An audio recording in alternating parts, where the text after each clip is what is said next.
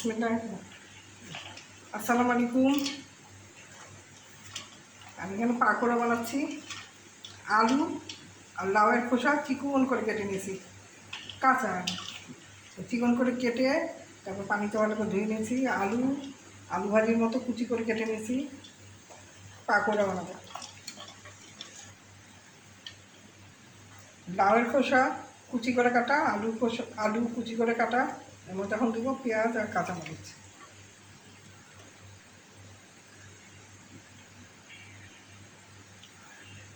দুটো ডিম নিয়েছি, দুটো ডিম,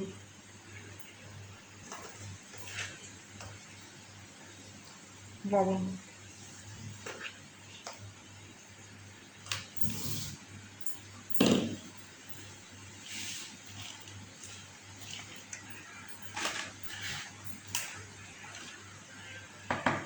এর মধ্যে দিব আটা এমন আন্দাজে দিব যেন এই আলু আর এই যে লাউয়ের যে খোসাটা যে নিলাম এটা একদম একটু মানে মাখা মাখা, খালি আলু আর এটা একটু আটকাবে, খোসাটা একটু আটকাবে। বেশি আটা দিব না, বেশি আটা দিলে পাকোড়া মজা হবে না।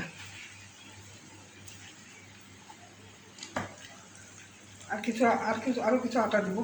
এর মধ্যে আমি কোনো পানি ব্যবহার করতেছি না, এটা এমনি আলুর মধ্যে আলু যে ধোয়ার পর যে পানি, খোসা লাউয়ের খোসা ধোয়ার যে পানিটা ওর মধ্যেই হয়ে গেছে।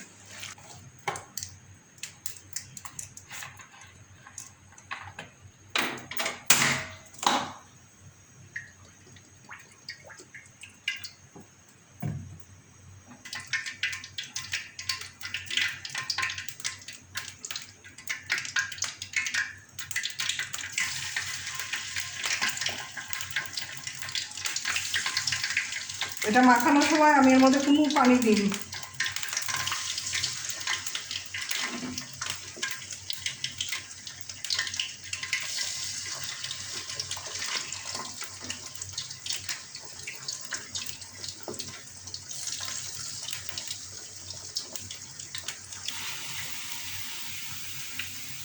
পাকোড়া করে আমি উল্টে দিচ্ছি।